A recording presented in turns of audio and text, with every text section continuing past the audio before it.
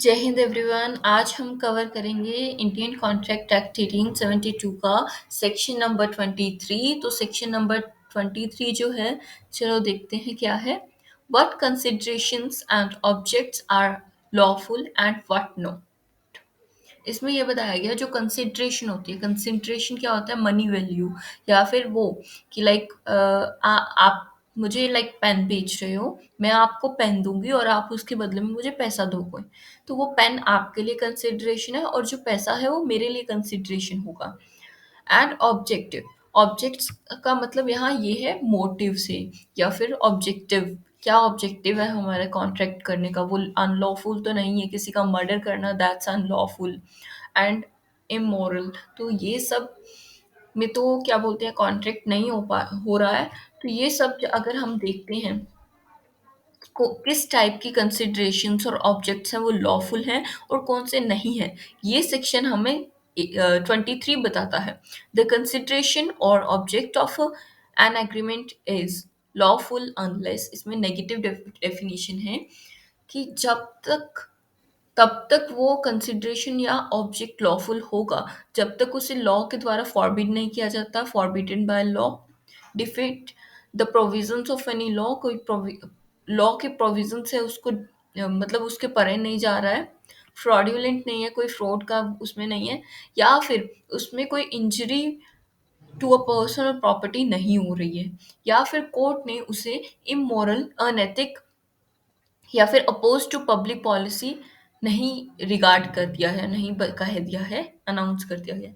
In each of these cases the consideration or object of an agreement is said to be unlawful. इस सब में अगर ये सब कुछ होता है और इस सब में तो ये अनलॉफुल है। Every agreement of which the object or consideration is unlawful is void. जहां भी हमारा कंसिडरेशन या ऑब्जेक्ट अनलॉफुल होगा वो क्या होगा, वॉइड होगा, वो एग्रीमेंट वॉइड होगा, zero in the eyes of law होगा। अब इलस्ट्रेशन देखते हैं। इलस्ट्रेशन में क्या है कि ए अपना जो घर है वो बी को सेल कर रहा है 10,000 रुपए में, और बी जो है प्रॉमिस करता है 10,000 रुपए एज अ कंसिडरेशन देने के लिए ए को, अ, उसके घर के लिए। और ए प्रॉमिस करता है उसको मतलब अपना घर देने के लिए। तो ये क्या है, एक दूसरे के लिए कंसिडरेशन है और लॉफुल कंसिडरेशन है। Okay, so this is the example. आगे काफी एग्जाम्पल्स हैं, look, you can pause the video and read them. काफी सारे एग्जाम्पल्स हैं, ठीक है। सो अब हम मूव ऑन करते हैं वॉइड एग्रीमेंट्स। वॉइड एग्रीमेंट्स क्या होते हैं, कुछ एग्रीमेंट्स होते हैं जो हो जाते हैं, पूरे हो जाते हैं, लेकिन कुछ होते हैं जो कुछ स्टेजेस पे जाकर ही वॉइड हो जाते हैं, zero in the eyes of law हो जाते हैं। तो वो कैसे एग्रीमेंट्स हैं जो वॉइड हो जाते हैं, तो सेक्शन नंबर 24, 25 एंड 30 तक ये डील करता है वॉइड एग्रीमेंट्स तक। तो इसमें क्या बताया गया है, agreement void if consideration and objects law unlawful in part. अब हम एक कॉन्ट्रैक्ट करते हैं जिसका क्या है, कुछ पार्ट जो है अनलॉफुल है और कुछ लॉफुल है। तो अगर ऑब्जेक्टिव या कंसिडरेशन पार्ट्स में भी अनलॉफुल है ना, तब भी वो एग्रीमेंट क्या हो जाएगा, वॉइड हो जाएगा। इलस्ट्रेशन देखते हैं।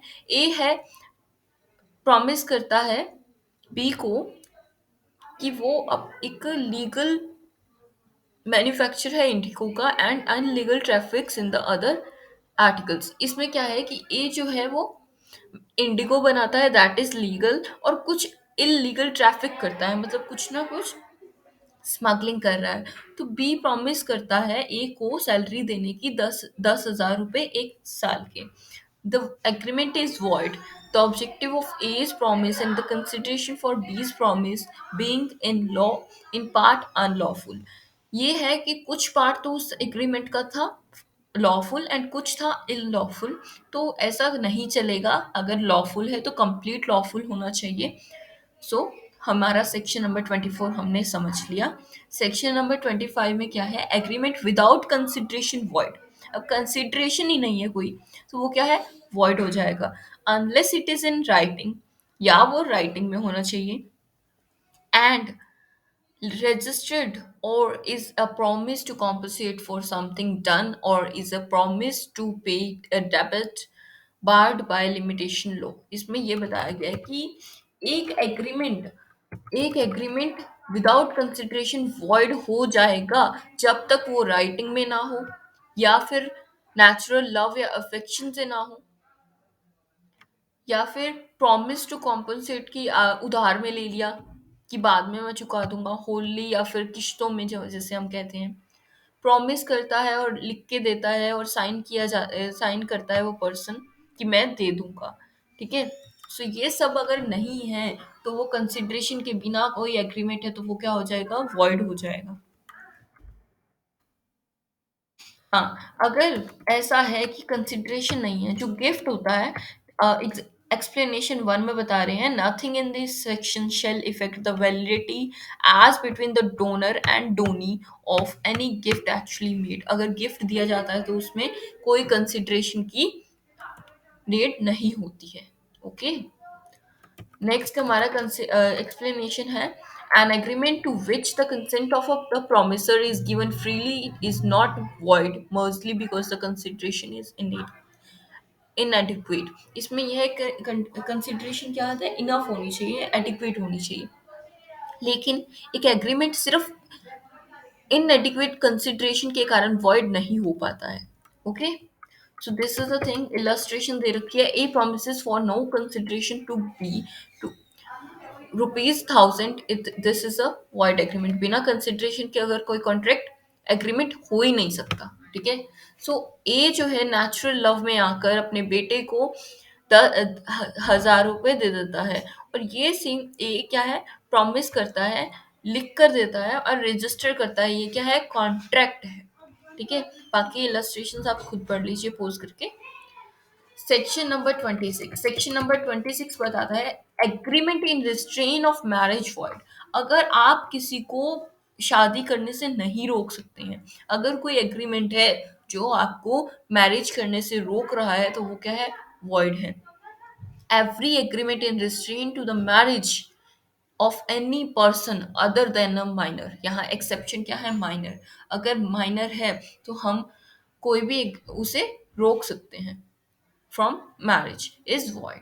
ठीक है। तो आप किसी को भी मना नहीं कर सकते कि आप इससे शादी ना कीजिए या मत कीजिए शादी। तो वो क्या है सेक्शन 26 डील करता है of Indian contract act. So question for you the Indian contract act कौन से ईयर का एक्ट है। ठीक है। You have to comment down in the comment section and I will reply to you if you are correct। So section number 27 पे जाते हैं agreement in restraint of trade void. अगर ऐसा एग्रीमेंट है जो आपको बिजनेस करने से रोक रहा है कोई व्यापार करने से ट्रेड करने से रोक रहा है तो वो क्या है वॉइड है। Every agreement by which one anyone is restrained from exercising a lawful profession trade और बिजनेस और any kind is to that extract void. तो ये क्या है वॉइड है। हाँ लेकिन इसका एक एक्सेप्शन है कि अगर आपकी गुडविल सोल हो रही है आपका प्रोडक्ट है मान लीजिए कोई नाम का और वैसा ही मिलता जुलता नाम रख कर वही टाइप का प्रोडक्ट कोई और लो क्वालिटी में सेल कर रहा है तो दैट इज गुडविल सेल हो रही है उसके कारण आप केस कर सकते हैं स्यू कर सकते हैं कि मेरा बिजनेस जो है उस पे उसकी गुडविल सोल हो रही है। Saving of agreement not to carry on business by which goodwill is sold. तो ये सब है एक्सेप्शन है। अब चलते हैं सेक्शन नंबर 28। सेक्शन नंबर 28 क्या कहता है। Section number 28 agreements in restraint of legal proceedings void. इसमें क्या है अगर आपको कोई कोर्ट जाने से रोक रहा है स्यू करने से रोक रहा है ऐसा कोई एग्रीमेंट है तो वो क्या है वॉइड है zero in the eyes of law है कोई वैल्यू नहीं है उस एग्रीमेंट की। इसका पार्ट ए कहता है यूजुअल लीगल प्रोसीडिंग से अगर कोई रोक रहा है ठीक है तो that is agreement is void. Expiry of specific period तक आपको रिस्ट्रिक्ट कर रहा है कि आप कोर्ट में नहीं जा सकते तो वो भी क्या है वॉइड है।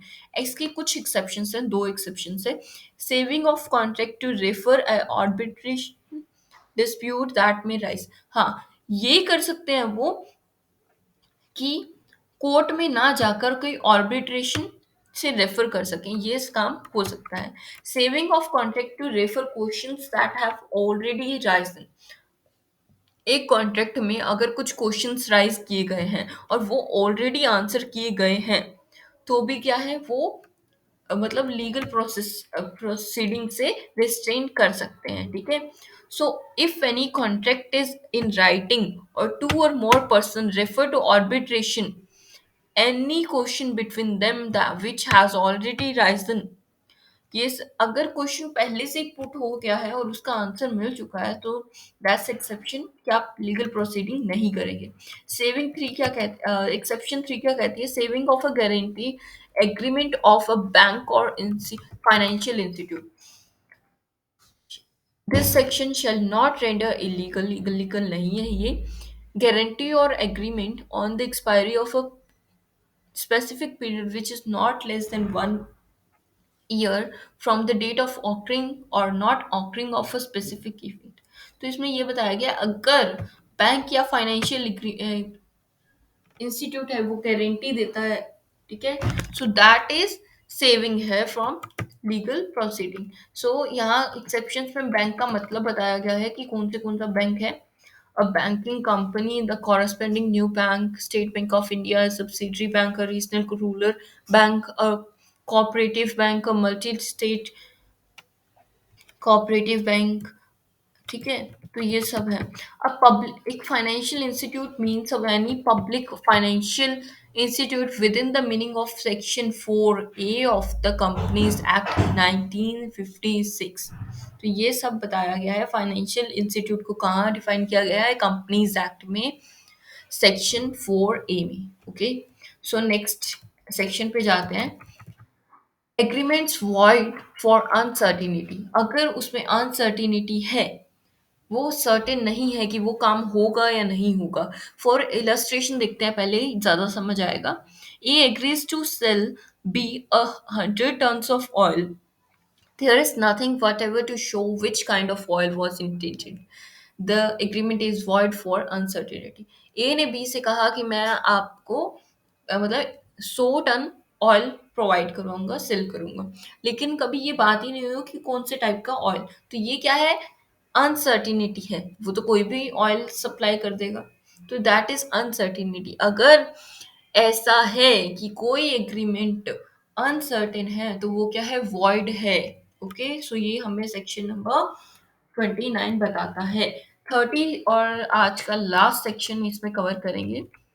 Agreements by way of wager void, अगर हम कोई शर्त लगाते हैं या फिर जुआ जुआ आता है वेगर खेलते हैं, तो वो एग्रीमेंट जो हुए हैं वॉइड हैं। No suit shall be brought for recovering anything अलाइक to be won on a wager, अगर कोई सट्टे में कुछ जीतता है, शर्त लगाकर कोई जीतता है, या फिर किसी गेम के रिजल्ट पे कि हाँ अगर ये टीम जीतेगी तो इतना पैसा मैं तुम्हें दूंगा, या अनसर्टेन इवेंट पे अगर कोई वे करता है, जुआ खेलता है, तो वो क्या है? वो कोर्ट में नहीं जा सकता कि मुझे इसने अपना नहीं दिया, एग्रीमेंट फुलफिल नहीं किया। सो दिस इज इन सेक्शन 30 और इसका कुछ एक्सेप्शंस है। एक्सेप्शन क्या कहती है कि अगर हॉर्स राइडिंग पे है, दैट्स अ स्पोर्ट, स्पोर्ट में जुआ मतलब खेलना, that is legal, that is legal. जैसे स्टॉक मार्केट है, तो that is also legal. Okay, so this is the thing. Section 294A of IPC not affected। इसमें क्या है कि ऐसा नहीं है कि ये shall deem to legalize any transaction connected to the horse riding। इसमें ये नहीं है कि कोई भी ट्रांजेक्शन हो रही है उसको लीगल कर रहे हैं हॉर्स राइडिंग। इसमें ये है कि किसी भी स्पोर्ट पे आप एक जो है प्रिडिक्ट कर सकते हैं, and that is it in this section। okay, so if you have any confusion, आज हमने काफी सारे सेक्शन कवर किए, 23 से लेके 30 तक कवर किए। नेक्स्ट वीडियो में और कवर होगा। And if you want to give any suggestion or advice for these videos, comment section is open for you। So If you have any doubt, that's also comment section is for you. So I hope you understand these concepts. Thank you so much.